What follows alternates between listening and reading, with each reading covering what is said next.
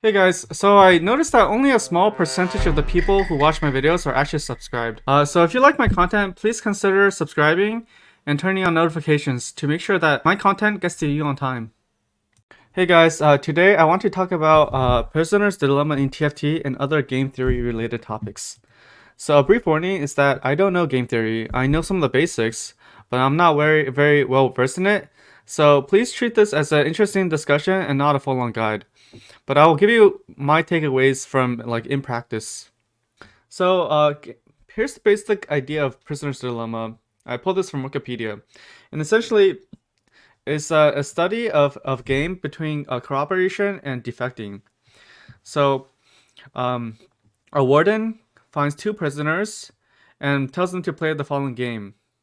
They put them in two separate rooms and tell them, if you defect on each other, sorry, if you tell on each other, and the other person stays silent, that means the person who betrays will go free, and the other person who stays silent will get 3 years of prison.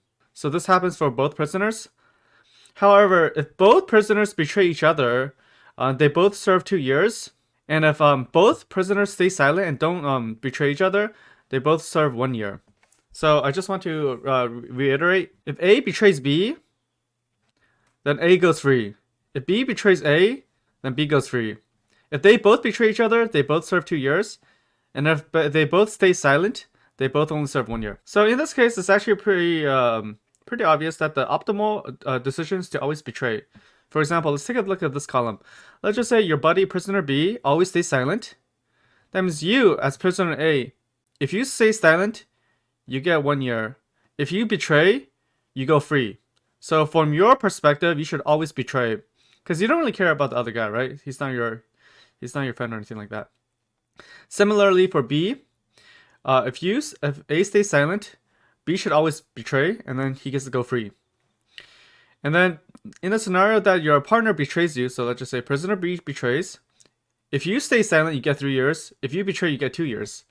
So basically, the takeaway of prisoner's dilemma is that in this case, the optimal strategy for each prisoner would to be always to betray. This is essentially what's called a Nash equilibrium, and we're gonna study some similar ideas in TFT. So hopefully this made a lot of sense. So my TFT example for the prisoner's dilemma is leveling to 6 on 3-1. So the assumption is that, let's just say both A and B are both on full win streaks. A is a little bit stronger than B, and A and B beat everyone else in the lobby. So the value of keeping the win streak stage 3-1 is the following.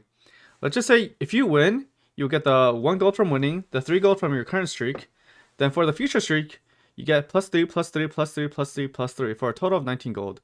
And for losing, you would lose this round, you would not get any streak bonus. For future rounds, you get +0, +1, +1, +2, +3 for a total of 7 gold. So basically, keeping the win streak and losing the win streak is a difference of 12 gold.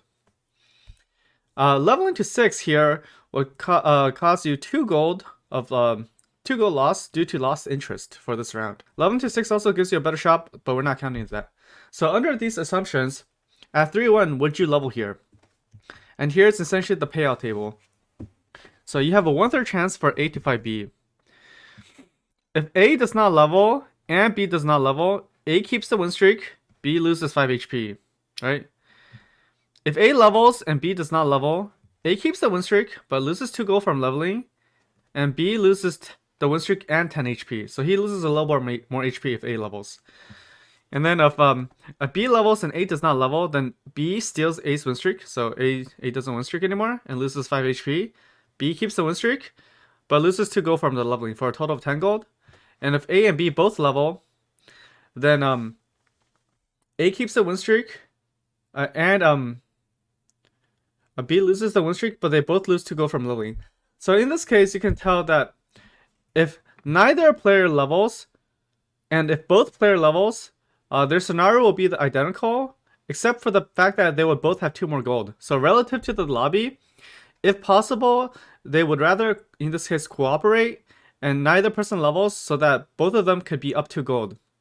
However, you can tell that if A doesn't level, B would try to get an upper hand by leveling on top of him, right? So then B would steal the win streak.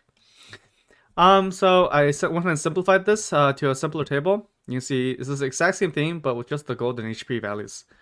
And essentially, with this table payout, it's a little bit hard to say for sure what A and B should do every single round.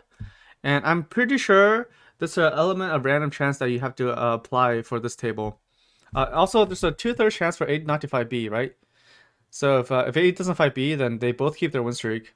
If they don't level, they get 12 gold. If they do level, they get 10 gold.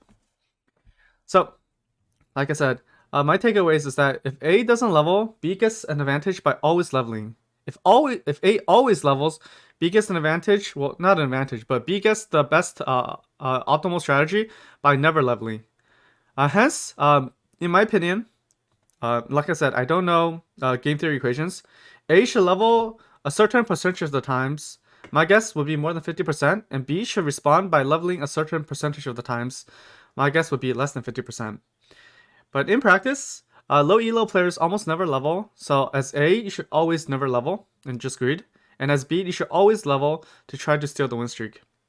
But at higher elos, I think you should level a certain percentage of the time.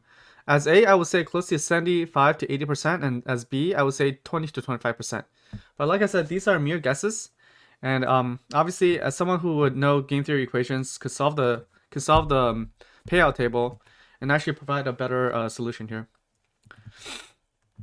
Okay, so my next example is me mech, no scout, no pivot. If you contest, we go 7-8. And it's essentially, you can replace mech with any build in the game. Mech was just a very famous build in Stat 3. But let's just say for the current patch, you can replace this with, me Yasuo, no scout, no pivot. So if one player plays the comp, mech, he goes first by himself. If two players plays the mech comp, they will go 7-8. So if two people have good start for the mech, player A will have a better start and go 7th. Player B will have a worse start and go 8th. So in this case, they will go hold hands going 7th, 8th. If any player pivots, they will end up near the middle. So let's just say 4th. If both player pivots, they will end up 4th and 5th. So for this payout table, you can see that if A and B both play mech, they both get punished by going 7-8. If A plays mech and B pivots, A gets a first and B gets a 4th. If A pivots and B plays mech, B gets a first, A goes 4th. And if A and B both pivot, then A and B both finish near the middle, 4th and 5th. So in this case, is there a dominant strategy? Well, in this event of a simultaneous prisoner's dilemma, where they both have to choose their comp at the same time, there is no dominant strategy. However, if you can respond to each other, the person who picks first will always play mech. The second player will always pivot in this case. So that would be the dominant strategy. And in this case, the question is, who picked mech first, right? How can you tell? Usually, item slams is one way. So let's just say you have better mech items. That means you probably picked mech first. And the number of mech-related units is another. So let's just say you have a 2-star related mech unit. That's probably a good indication that you're committing to mech. But also, history matters in this case. So you can actually commit to mech before the game even starts. So by showing you have 20 mech out of your last 20 games, you essentially first pick mech, right? Because then the other person knows that you're always going to play mech, so he should pivot. So the optimal strategy for the other person is to always pivot. So yeah, hopefully you guys found this interesting. Like I said, I don't know any true game theory. So these are all kind of based on my intuition. But I hope you guys found this interesting, and yeah, hope it helps a lot. Okay.